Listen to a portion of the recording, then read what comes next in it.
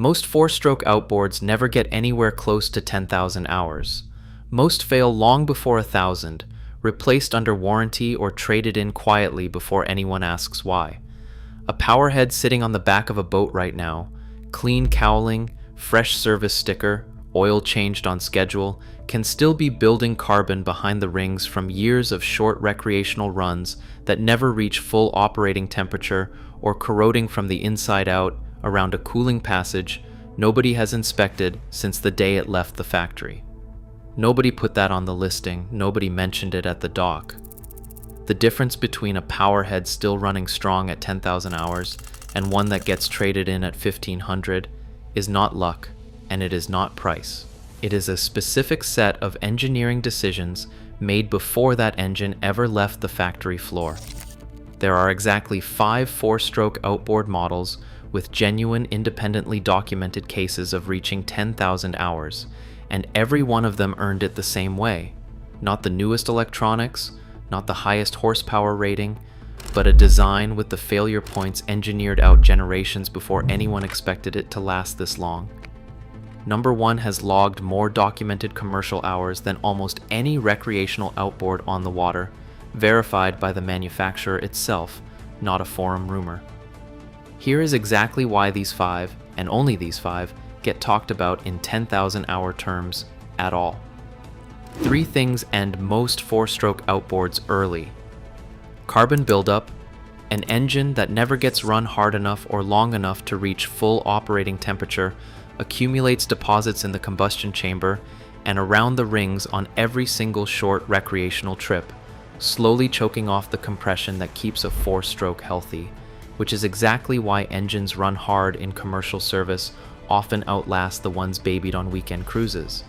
Cooling system neglect, an impeller that goes years without replacement or a salt-clogged powerhead passage turns into a warped head or a blown gasket long before the hour meter suggests it should, and once a raw water passage starts corroding from the inside, there is often no external warning at all until the damage is already done.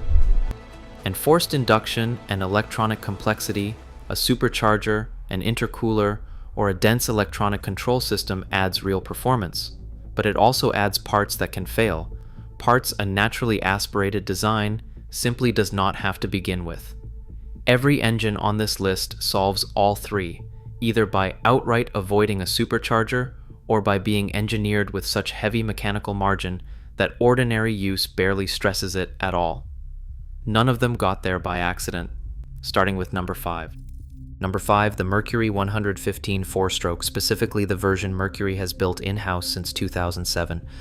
Earlier 90 and 115 horsepower Mercury four-strokes, sold through roughly 2006, actually used a powerhead purchased directly from Yamaha, so when Mercury switched to building its own version on the Verado platform, it had a very high reliability bar to clear. This engine shares its 1.7-liter block and powerhead with Mercury's 200 horsepower supercharged Verado. The difference is that the 115 has no supercharger at all, meaning a powerhead engineered to survive nearly double its own output is running completely unstressed at its actual rating. Marine reviewers who have studied the engine specifically call out its maintenance-free valve train. Most four-strokes need periodic valve lash adjustment, a costly, mandatory service call that this engine eliminates entirely by design, along with a saltwater corrosion warranty that reflects how seriously Mercury treats long-term durability in the ocean. Boaters who cross-shopped it directly against Yamaha and Suzuki four-strokes consistently describe it as robust and reliable enough to stop searching. At 399 pounds, it is also the lightest four-stroke in its class, which means less stress on the transom and the mounting bolts over years of use, one more failure point simply engineered away rather than managed. Number 4, the Suzuki DF140. Owners who have run these for years describe them as one of the best outboards ever built, and multiple separate reports describe examples with over 7,000 uneventful hours, following nothing more than the recommended maintenance schedule. One specific pair pulled off a charter boat after 3,900 hours, came back from inspection with compression reading between 175 and 180 pounds per square inch across all 4 cylinders, with no visible wear on the pistons or cylinder walls at all, a reading that experienced mechanics say looks more like a low-hour engine than one approaching 4,000 hours of charter use. That kind of number at that hour count is not what a struggling engine looks like, and it lines up with owners elsewhere on the same forums calling the DF140 one of the few outboards that draws almost no negative reviews at all, a rare distinction in a hobby where every engine has its detractors.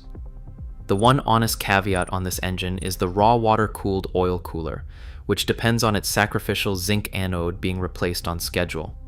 Skip that specific service item for long enough, and corrosion can perforate the cooler and let salt water reach the oil, a known weak point owners on Suzuki-specific forums warn about directly when shopping used units.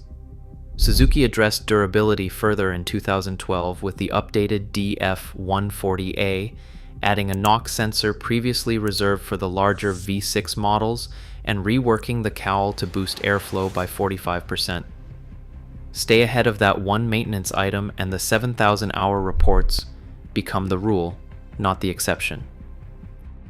Number 3. The Yamaha 200, 225, and 250 4-stroke V6, all built on the identical 3.3-liter powerhead. Yamaha sold under 3 different horsepower badges from 1999 until 2008, when a larger 4.2-liter block eventually joined the lineup as an additional option rather than a replacement. Multiple owners on boating forums independently describe this exact powerhead running past 6,500 hours and, in their words, purring like kittens, with no indication the engine was anywhere close to needing major work. Offshore fishing forums consistently note that commercial operators and the Coast Guard get 5,000 to 10,000 hours out of this specific powerhead with real regularity, not as a rare exception worth bragging about, a detail repeated independently across separate threads rather than traced to one lucky engine. Because Yamaha sold the identical block across 3 different horsepower ratings for nearly a decade, the design had years of real fleet data behind it before Yamaha ever moved on to a newer platform, and that shared architecture spread across so many boats and duty cycles is exactly why the hour counts on this specific powerhead run so consistently high across so many different owners. If this has been helpful, hit subscribe. Number 2. The Honda BF150. Honda's own corporate philosophy shows up directly in this engine's reputation. Release a genuinely well-built product, then leave it alone rather than chasing constant model year changes, letting years of real service data settle before anything gets redesigned. The same approach Honda takes with its cars and motorcycles. Owners who track hull and outboard failures across boating forums specifically call out Honda 150s that have logged 8,000 hours and are still running, concentrated almost entirely in law enforcement, Coast Guard, and commercial fishing use, applications defined by long hours at steady, moderate RPM, and unusually frequent service. A source who subcontracted directly for the Coast Guard reported seeing engines in the 12,000 to 13,000 hour range still in active service, and described some Coast Guard operated Hondas as approaching 20,000 hours before his own contract ended.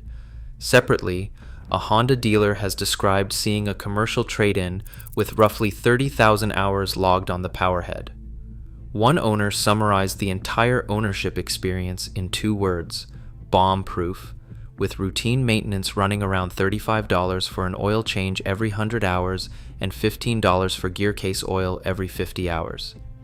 It is not the flashiest engine Honda has ever built, and that is exactly the point. Number 1. The Yamaha F150. This is the model with the single most verifiable case behind it, not a forum story, but a case Yamaha itself has documented and put its own name behind.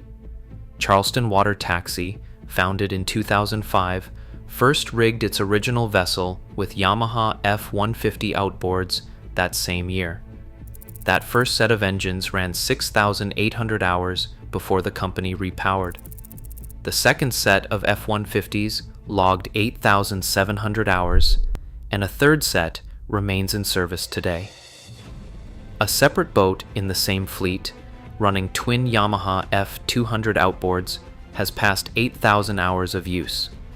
A small single-engine skiff in the fleet, running one of the original F-150 outboards from that very first vessel, has been documented at over 10,000 hours on the original powerhead, and more recent reporting on the same fleet puts one specific 2008 F-150 at over 15,000 hours, still on its original powerhead. Company co-owner Chip Deaton has put it plainly. They have run a Yamaha outboard for as many as 10,000 hours without a powerhead repair, which he compares to roughly 600,000 miles on a car engine. The fleet runs 11 to 14 hours a day, with barely any downtime for maintenance, the exact kind of unforgiving duty cycle that separates an outboard with a genuine reputation from one that just looks good in a brochure.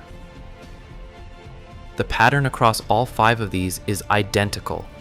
None of them are the newest or most feature-loaded engines on the showroom floor. Every single one either avoids forced induction entirely or carries so much built-in mechanical margin that ordinary use never comes close to testing its limits. Before you trust any used FourStroke to be one of these 5, do the same checks a surveyor would. Pull a compression reading across every cylinder. A mechanic can do this in under 20 minutes, and even readings across the board matter far more than any number sitting on the hour meter. Ask specifically whether the raw water cooling passages and any sacrificial anodes have been serviced on schedule, since that single missed service item is what separates a 7,000-hour success story from an early failure on an otherwise excellent engine.